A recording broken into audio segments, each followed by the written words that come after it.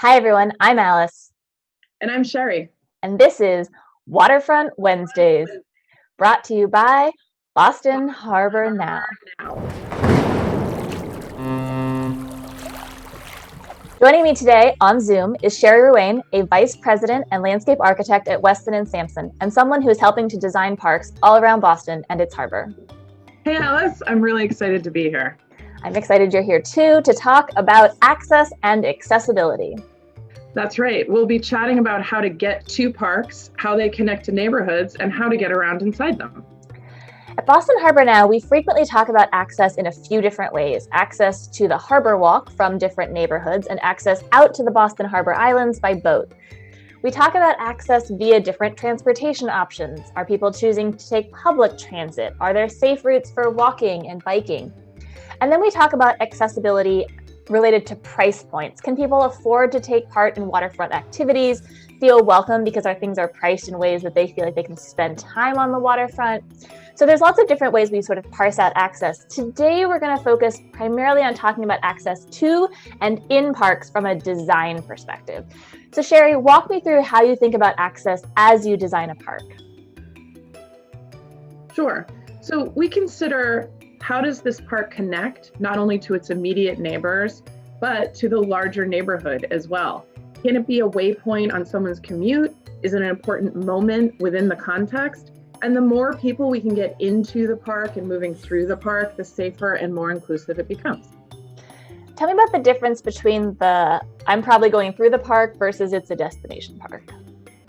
Sure. So a neighborhood park, or one in the middle of the downtown, has lots of pathways that cross through it from edge to edge. It might be a destination for some folks, but it's just part of an everyday walk for others.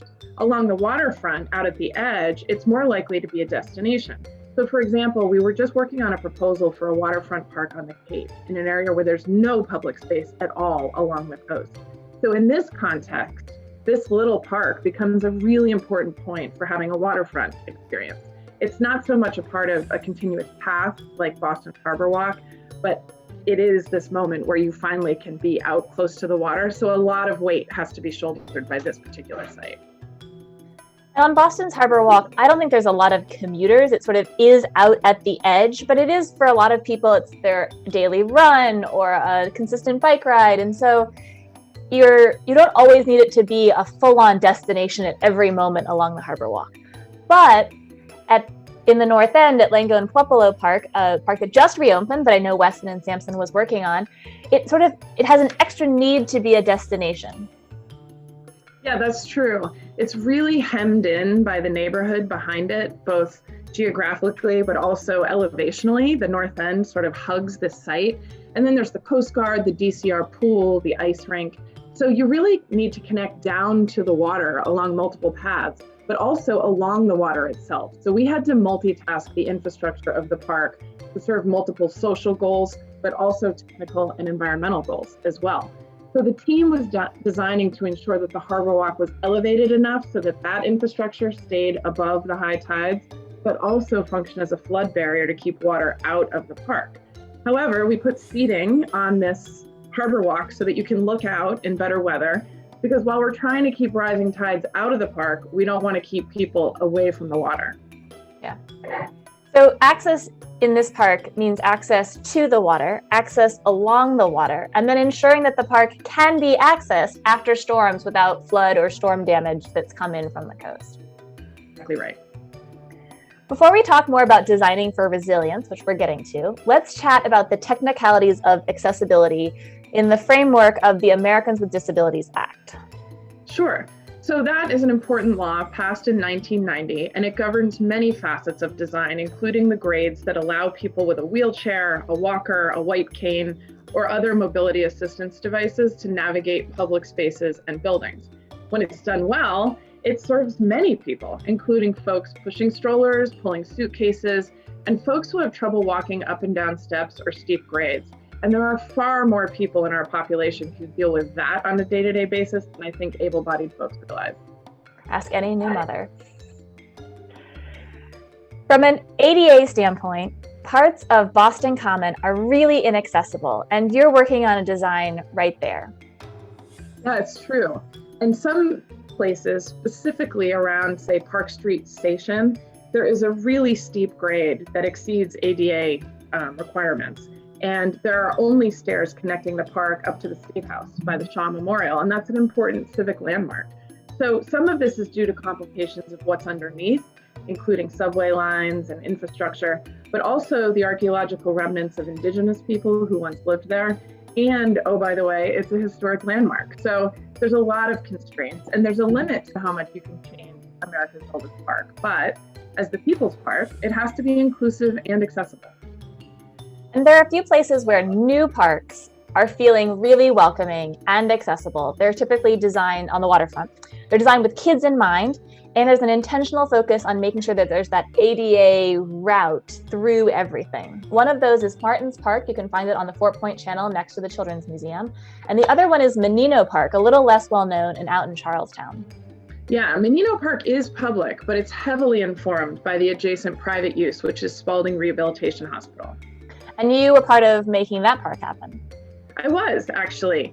Mayor Menino was touring Spalding when it was first being built, and he saw the adjacent city-owned land, which is this really oddly shaped pier with decking, and it actually used to be a dry dock, America's first dry dock, in fact. So it has this history of rehabilitating ships, and it's right next to this building that's all about rehabilitating humans. Exactly. So here we had our chance to support the rehabilitation of families and relationships. And the pier really juts out like a prow of a ship, creating a physical and visual connection to the water. It makes you feel like you're out in the harbor. And then within the park, everything is designed for accessibility and inclusivity. All of the play equipment and the benches. And we took a lot of inspiration from the tectonics of dry dock construction. And we actually created keel blocks, which in the dry dock world are blocks that help keep the ship from keeling over. But in this particular application, we designed them at all different elevations so that folks who are practicing getting in and out of a wheelchair or another device have all different elevations to do that at. So we really wanted people to move with a high level of ease. And frankly, it's transformative. We hear about people and families coming back to this park once they've left Spalding because it's just so easy to be there. That is really inspiring. I did not know anything about those keel. I've been there, I've never seen those keel things. That's so cool. You sort of alluded to the fact, it sticks out into the harbor, this weird shaped pier. And the water itself also has a sort of healing property. People almost universally, want to be really close to the water. It can be complicated in Boston because we have, as I like to tell people, 10 feet of average daily tidal change. And if it's a big tide, it's 12 feet. And rising seas, it'll all be higher. So there's this temptation to get out near the water, but we also know that to protect the city, we're probably going to see a lot more berms, a lot more raised edges on the waterfront. And I'm hoping it doesn't mean that we're cutting everyone off from the water. Yeah, I think that's really an important thing to keep in mind. And I will say a lot of it has to do with how you design grade changes and where you put them in the park. So an example is LoPresti out in East Boston, which has some of the best views of downtown Boston, where we actually put in a tidal ramp that allows people to access the water no matter what the tide is. But also the flood protection is a little bit behind it. So we've integrated access as well as. Yeah. In some cases, there are stairs that could get you to the water.